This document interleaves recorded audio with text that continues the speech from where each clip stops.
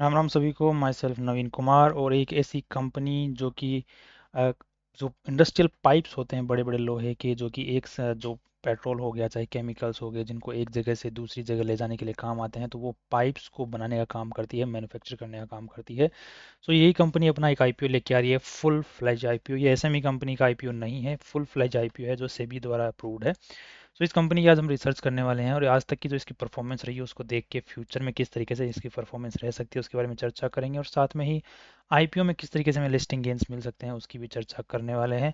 और हाँ, listing gains के साथ में ये भी चेक करेंगे कि इसका जो ऑलरेडी कॉम्पिटिटर है मार्केट में उसके साथ में कंपेयर करके भी कोशिश करेंगे। सबसे पहले बेसिक डिटेल्स को देख लेते हैं आईपीओ से रिलेटेड इस कंपनी की। तो यहाँ पे 19 जून से 21 जून के बीच में कंपनी का आईपीओ खुलने वाला है। कंपनी ने 203 का कट ऑफ प्राइस सेट किया और आपको एक आईपीओ की फाइल लगाने के लिए एक लॉट के साथ में 14,819 रुपये की जरूरत पड़ने वाली है। यहाँ पे 418 करोड़ रुपए कंपनी उठाना चाह रही है, जिसमें से 325 करोड़ रुपए तो कंपनी के पास जाने वाले हैं, जबकि 93 करोड़ रुपीज जो शेयर्स हैं इतने रुपए के, वो इसके जो प्रमोटर लोग हैं वो यहाँ पर बेच रहे हैं। और प्रमोटर का नाम जो बेच रहा है यहाँ पर वो है कृष्ण बंसल। इनको जो एक शेयर का जो प्राइस पड़ा है वो 0.83 रुपीज, पॉइंट मतलब पैसे में, रुपए तैयार से पैसे पड़े एक शेयर के।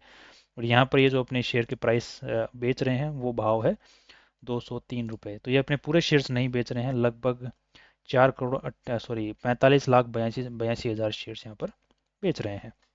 अब इनके पास में आज के दिन 3 करोड़ 96 लाख शेयर्स हैं। सो कुछ ही हिस्सा बेच रहे हैं, लगभग 74% के आसपास में इनके पास में शेयर होल्डिंग है। नेक्स्ट अगर देखते हैं कि आज के जो इनके बेसिक और डिटेल्स को अगर चेक करते हैं कि क्यों पैसे उठा रहे हैं, उसके पीछे रीज़न क्या है। सो इन्होंने बोला है कि वर्किंग कैपिटल रिक्वायरमेंट जो कंपनी के पास में खर्चा थोड़ा ज़्यादा है, एसेट थोड़े कम है, जिसके लिए हमें पैसे की ज़रूरत है। दूसरा, कंपनी के ऊपर में जो लोन है उसका कुछ पैसा हमें चुकाना है, जिसके लिए हमें पैसों की ज़रूरत है यहाँ पर होने वाली है। तो दोनों ही जेन्युइन रीज़न नज़र आ रहे हैं। नेक्स्ट अगर देखते हैं कि कंपनी आज के दिन क्या करती है, तो वो तो हम ऑलरेडी चर्चा कर ही चुके हैं कि कंपनी जो कोई दूसरी बड़ी कंपनियां जैसे ऑयल पेट्रोल वाली कंपनियां हो गई, या फिर केमिकल सेक्टर में जो कंपनियां काम करती हैं उनको पाइपें बिछाने का, या फिर गैस से रिलेटेड कोई कंपनियां होगी तो उनको पाइपें बिछानी पड़ती हैं। सो वो पाइपों को बनाने का काम करती है, लोहे की जो बड़ी बड़ी वो पाइप्स देखी होंगी। सो वो पाइपें बनाने बनाने का काम करती है। और इनके आज के दिन अच्छी खासे जो प्लांट्स इनके पास में हैं जिनके थ्रू ये जो पाइप्स वगैरह हैं ये मैन्युफैक्चर करते हैं। सो अगर इनकी फैसिलिटीज़ की बात करते हैं तो यहाँ पे पालवाल, बाड़मेर, अंजर, बैंकॉक, अंजर हर, तो इनके पास में अच्छी खासी फैसिलिटीज़ आज के दिन में है जिनके थ्रू ये अपने जो मैन्युफैक्चरिंग जो है करते हैं। और इनके पास में जो ये प्लांट्स इनके पास ये सारे के सारे मोस्टली ओन्ड हैं, कुछ लीज पर हैं, जैसे कि कुछ जो आप यहाँ पे चेक करेंगे कुछ लीज पर हैं और साथ में ओन्ड भी हैं। तो यहाँ पे जितना बड़ा प्लांट है उसका जितना बड़ा एरिया है उसमें से काफ़ी बड़ा एरिया तो इनके पास में ओन्ड है, खुद का लैंड है। बट साथ में कुछ हिस्सा ऐसा भी है जो कि भी ओन्ड नहीं है इनके द्वारा, तो वो किराए के ऊपर में है। So I think company is trying very best कि वो भी जो लीज पर है वो भी ये कंपनी ओन कर ले बहुत जल्द से जल्द, ताकि कंपनी का हिस्सा बन जाए वो लैंड भी। तो इनका बेसिकली देखा जाए तो पूरा सिर्फ 3 ही प्लांट्स ऐसे हैं जो कि आज के दिन पूरे लीज पर हैं, बाकी मोस्टली लीज ओन्ड या फिर ओन्ड हैं। Now that's again very positive thing. Company का आज के दिन अगर ट्रेडमार्क देखा जाए तो ट्रेडमार्क आज के दिन रजिस्टर्ड है, वहाँ भी कोई इश्यू नहीं है।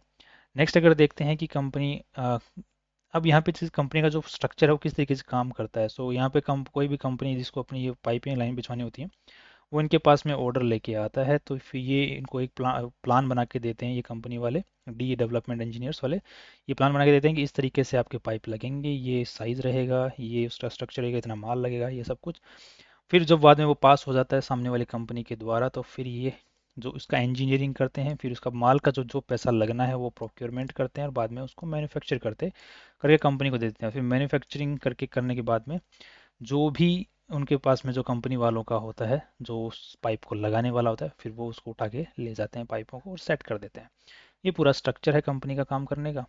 अब ये सिर्फ मैन्युफैक्चरिंग तक का ही काम देखती है, लगाने का काम ये कंपनी नहीं देखती है, as per data available over here.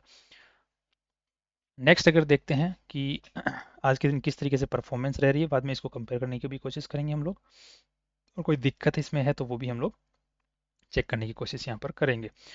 अब यहाँ पे आज के दिन अगर कंपनी की हम वैल्यू देखा जाए तो 1400 करोड़ रुपए की कंपनी ने अपनी वैल्यू लगाई है। ओवरऑल वैल्यू 1400 करोड़ रुपए की लगाई है। एंड यहाँ पर अगर कमाई की बात करते हैं तो रेवेन्यू अगर 513 करोड़ रुपए 2021 में कंपनी ने कमाए थे, मतलब रेवेन्यू जनरेट हुआ था, इतना रुपया माल बेचा था। 2022 में 470 करोड़ का, फिर 600 का, फिर 557 करोड़ का, ये भी 9 महीने में बेच दिया है। तो अगर प्रोजेक्टेड बेसिस के ऊपर में भी देखा जाए तो यहाँ पे लगभग लगभग इस साल कंपनी 750 करोड़ के आसपास तक का माल बेच लेगी। और यहाँ पर जो नेट प्रॉफिट्स हैं वो लगभग लगभग 4 तिया 12, सॉरी 5 तिया 15, सो ये लगभग 19 करोड़ रुपए तक का नेट प्रॉफिट्स कंपनी इस साल कमा लेगी, जिसी को हम कंपेयर करके देखने वाले हैं। अब यहाँ पे जो कंपनी अपनी वैल्यू लगा रही है वो लगा रही है 1400 करोड़ रुपए। सो यहाँ पर 19 करोड़ रुपए साल का कमा रही है। सो इसको हिसाब से अगर देखा जाए जो 1400 divided by 19 crore, so net profits के हिसाब से अगर देखते हैं तो पी रेशियो जो निकल के आ रहा है वो 73 का निकल के आ रहा है। जिसको अगर इसके कॉम्पिटिटर है जिसके साथ में कंपेयर करके देखते हैं, जिसका नाम है ISGEC हैवी इंजीनियरिंग, उसका जो पी रेशियो वो 36 का है। सो बेसिकली अगर देखा जाए तो पी रेशियो जो ऑलरेडी एग्जिस्टिंग कंपनी है उसके मुकाबले खराब है। सो कमाई इतनी अच्छी नहीं कर रही है, स्टिल कंपनी ठीक ठाक चल रही है, बट कमाई कंपटीशन के मुकाबले अच्छी नहीं कर रही है। नेक्स्ट अगर देखते हैं यहाँ पर कंपनी का पीबी रेशियो, तो आज के दिन कंपनी की जो नेटवर्थ है वो 428 करोड़ रुपीस की है। और यहाँ पर कंपनी 325 करोड़ रुपीस ऑलरेडी उठा रही है। सो 325 प्लस 428, तो ये लगभग आ जाता है 760 के आसपास के, राइट।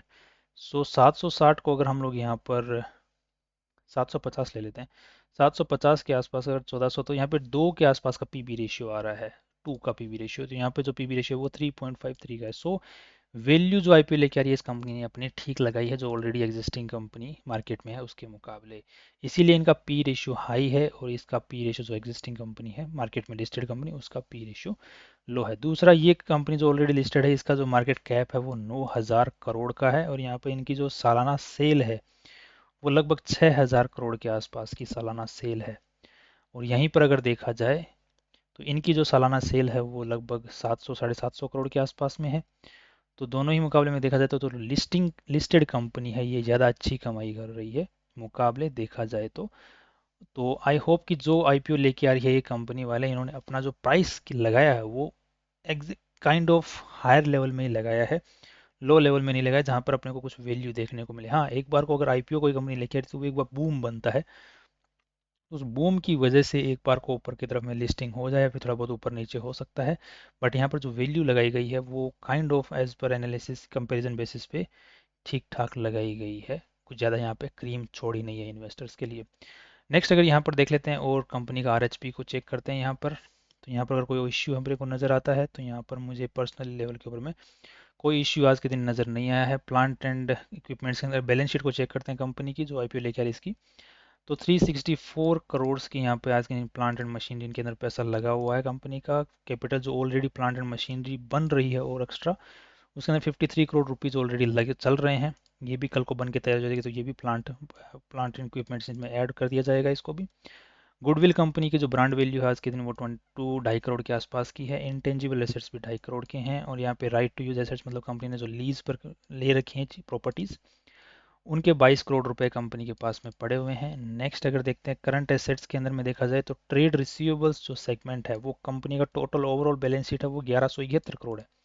तो यहाँ पे 174 करोड़ रुपीज़ जो ट्रेड रिसीवेबल्स में पड़े हुए, दैट मीन्स माल बिका हुआ है बट इतने का माल अब पैसा अभी आया नहीं है। बट ये काफ़ी लॉन्गर टाइम से पेंडिंग है। बट आई थिंक जिस तरीके से कंपनी का कॉन्ट्रैक्ट बेसिस पर काम चलता है, सो इतनी बड़ी कंपनी के लिए इस लेवल का सेल अगर हो रहा है तो उस हिसाब से कंपनी के trade receivables are fine, not that bad. क्योंकि यहाँ पर अगर हम पिछले साल के मुकाबले भी चेक करते हैं तो यहाँ पे ट्रेड रिसीवेबल्स घट ही सॉरी इतने कुछ खास इंक्रीज नहीं हो रहे, जबकि नेट प्रॉफिट्स जो है वो काफ़ी ज़्यादा इंक्रीज हो चुके हैं। तो जहाँ पे कंपनी 8 करोड़ रुपए कमा रही है और लगभग 2 करोड़ के आसपास में ट्रेड रिसीवेबल्स रह पा रहे हैं, तो that's not a big concern there. Next अगर देख लेते हैं यहाँ पर, तो इसके अलावा मुझे और कोई इश्यू खास नज़र नहीं आ रहा है।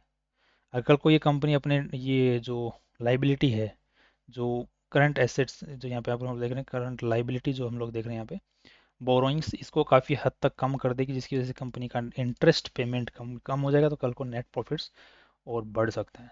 So everything is positive about the company, but जो कंपनी ने आज के दिन वैल्यू लगाई है वो हायर साइड की तरफ में ही है। सो कुछ क्रीम यहाँ पे बची हुई नहीं है। और यहाँ पे अगर जीएमपी प्राइस का अगर हिसाब से देखा जाए तो यहाँ पे 24% पॉजिटिव के अंदर में चल रहा है, just because of one thing, की कंपनी का जो साइज है वो बहुत छोटा है आज के दिन में कंपेरेटिवली दूसरी जो लिस्टेड कंपनी है उसके मुकाबले। सो एक तो आईपीओ का बूम, एक ऑलरेडी जो स्टॉक मार्केट हायर से हाई बनाया जाता है, निफ्टी ऑल टाइम हाई को तोड़ रहा है, सो मार्केट में अच्छा पॉजिटिविटी है, आईपीओ का वैल्यू है, साइज कंपनी की छोटी है, अच्छी सेल कर पा रही है और मार्केट के फ्यूचर में बने रहने की उम्मीदें हैं। सो इन सारे पॉजिटिव रीजंस की वजह से यहाँ पे अच्छा खासा आईपीओ जीएमपी प्राइस में बूम दिख रहा है। सो अब यहाँ पे कोई मेरी तरफ से रिकमेंडेशन तो होता नहीं, मैं सिर्फ एनालिसिस करता हूँ और बाकी आप अपना डिसीजन अपने हिसाब से ले सकते हैं। मैं अपना पर्सनल बता सकता हूँ कि मैं डेफिनेटली इसमें अपना किस्मत को आजमाने की कोशिश करूँगा, कम से कम 25%। ऊपर भी अगर खुलता है तो कुछ पैसा तो बनेगा ही, मेरे पास 4-5 अकाउंट है, कोई एक दो में मिल जाए तो ठीक है। That's all from our side, and कल फिर मिलते हैं एक नई इंपॉर्टेंट वीडियो के साथ में। सी यू टुमारो।